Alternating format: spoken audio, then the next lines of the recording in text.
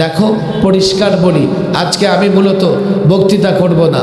আমি বিবাড়িয়া আসলে আমি আবার পাক্কা ওয়াদা করেছি, 3টা কমিটমেন্ট, 3টা সমঝোতা নিব। আগে ওয়াজ আগামী বছর হবে, আগামী বছরও না, ওয়াজ হবে 27-28 গিয়া। আগামী একটা বৎসর হবে এমন একটা বৎসর, যেই বৎসরে আমি 20 বৎসর কিভাবে থাকবো সেই সিদ্ধান্ত নেব। 16 বৎসর জুলুম নির্যাতন সহ্য করেছি, আগামী বৎসরটা যদি আমি সঠিক সিদ্ধান্ত না নিতে পারি তো এর পরের 20 বৎসর আমার আবার জুলুম নির্যাতন সহ্য করতে হবে। ক্ষমতা কেন্দ্রিক রাজনীতি, আমি দল বিদল বুঝি না। ক্ষমতা কেন্দ্রিক রাজনীতি মানুষকে কোন দিকে দিতে পারে, মানুষকে কতটা পাষাণ বানাতে পারে, মানুষকে কতটা হটকারী বানাতে পারে।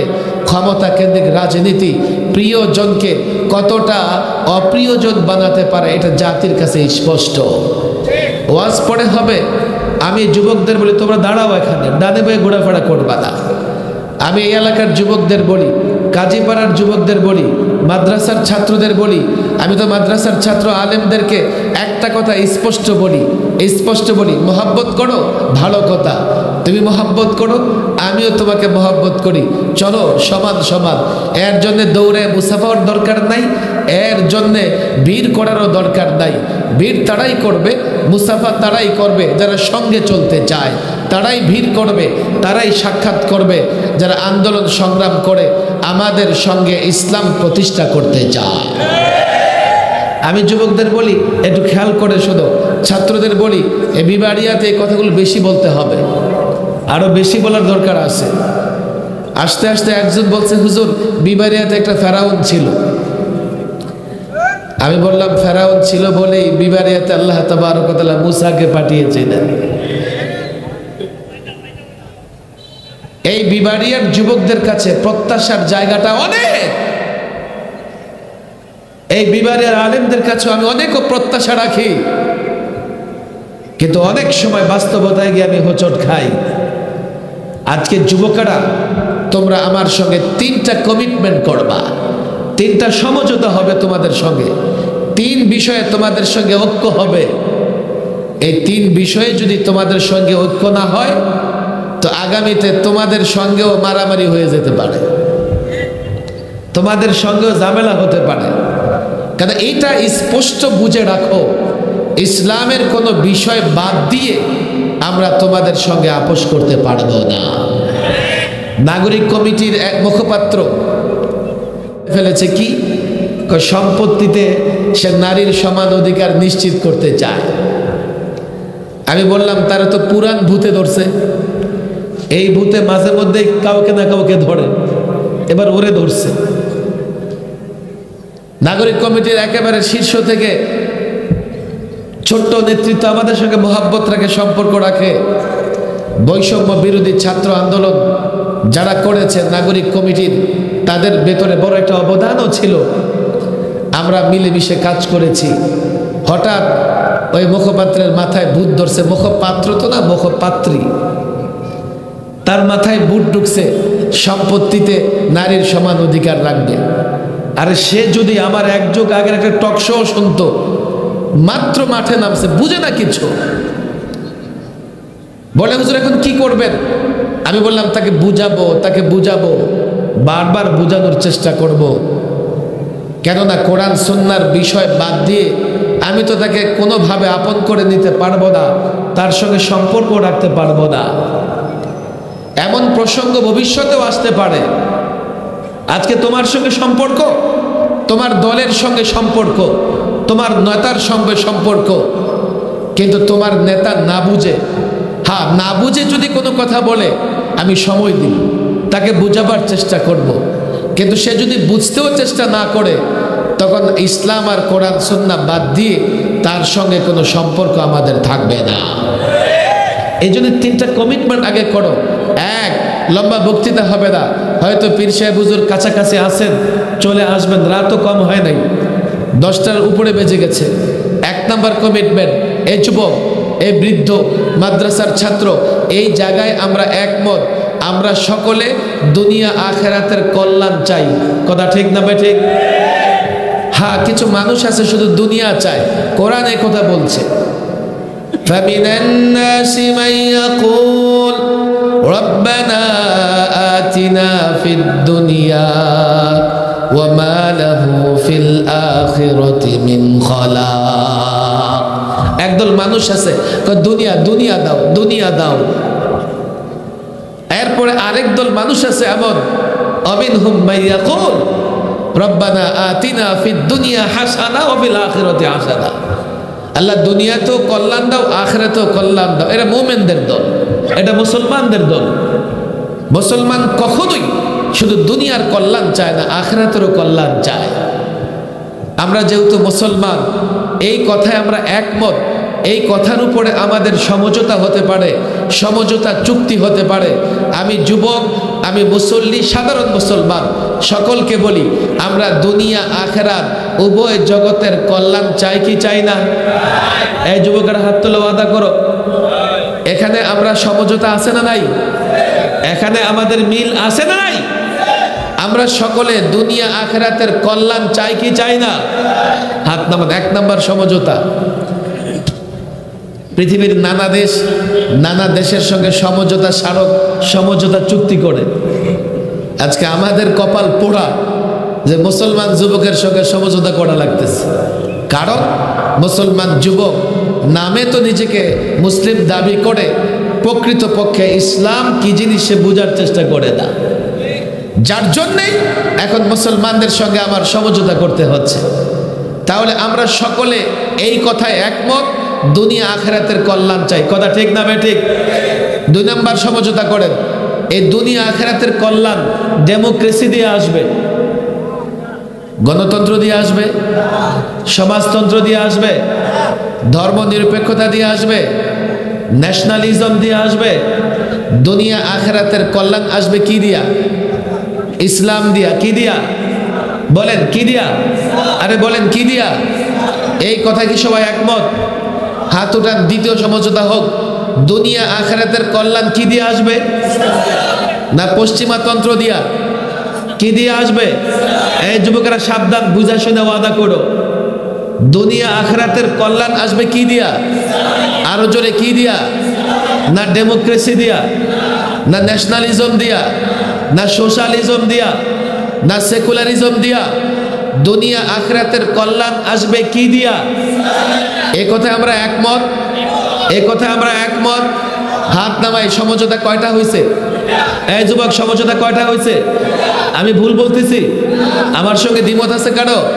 তিন নাম্বার, এই ইসলাম শেখার দরকার আছে না নাই? ওলামা একরাম এই ইসলামের কথা বলবে কি বলবে না?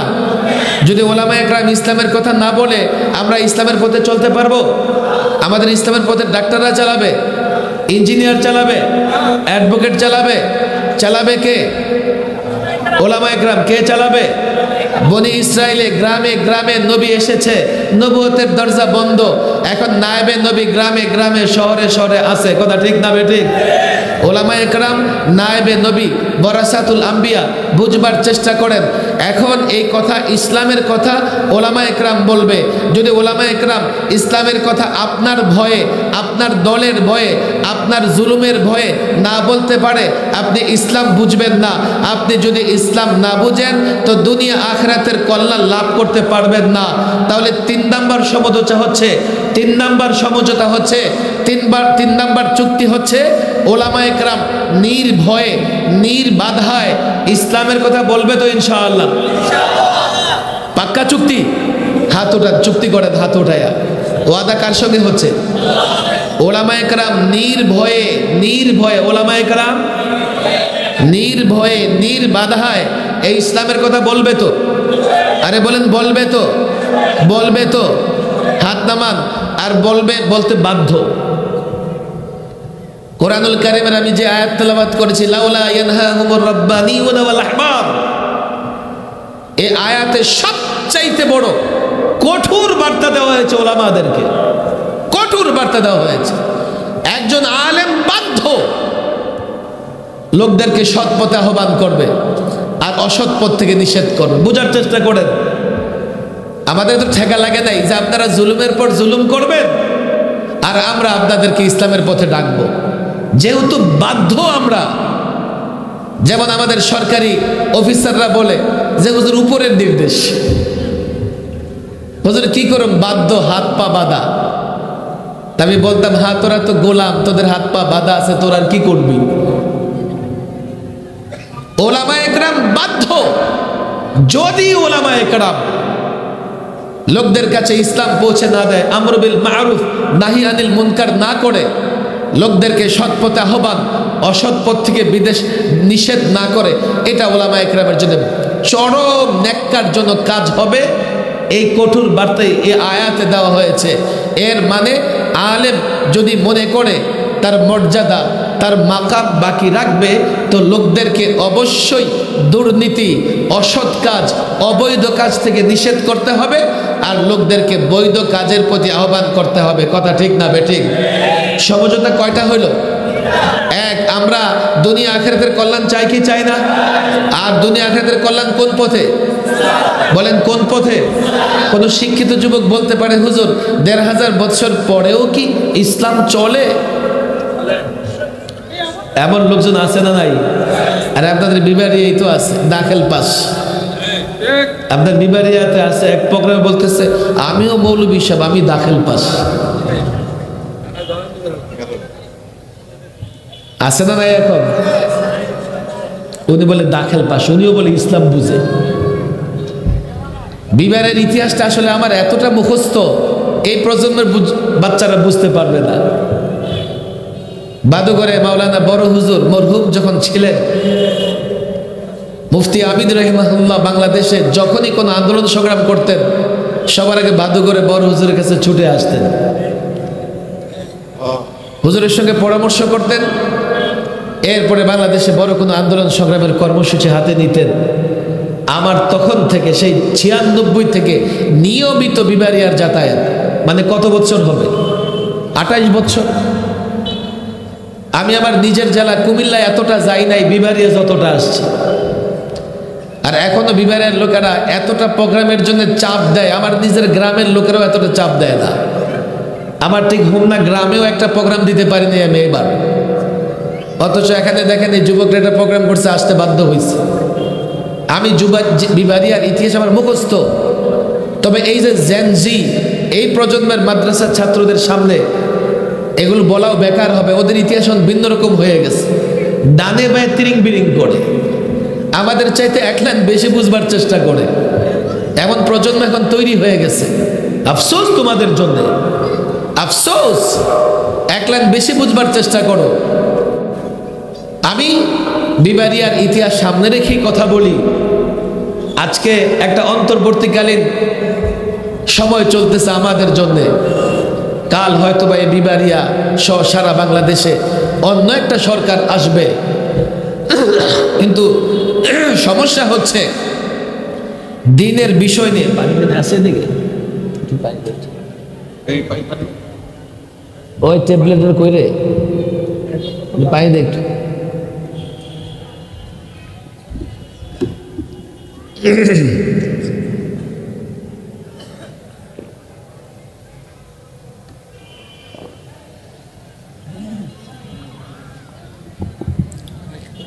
খেয়াল করি আমি, এই তিনটা বিষয় যদি মনে রাখেন, তো ২৬ সালে হয়তো বা বেশি একটা কথা হবে না, ২৭-২৮ সালে আপনাদের সঙ্গে কথা হবে। মনে হুজুর আসতেছে, এদিকে আসবে, ওদিকে তাকানোর দরকার নেই। আমাদের মাওলানা রশিদুর রহমান ফারুক সাহেব সম্ভবত হুজুর আসতেছেন। হুজুর আসবেন, হুজুরে আজকে বয়ান করবেন। আমি শুধুমাত্র কয়টা সমঝোতা হলো আপনাদের সাথে? এখন আমি আলেম, আমার দায়িত্ব, আমি বাধ্য ইসলামের কথাগুলো আপনাদের সামনে বলা। কথা ঠিক না বেঠিক? যদি আমি বলবার চেষ্টা করি, আমার এই মিম্বর থেকে নামায় দিবেন, আমার এই স্টেজ থেকে নামায় দিবেন। আপনার দলের বিরুদ্ধে গেলে তখন তো ঠিকই নামাই দিবেন, আপনার নেতার বিরুদ্ধে গেলে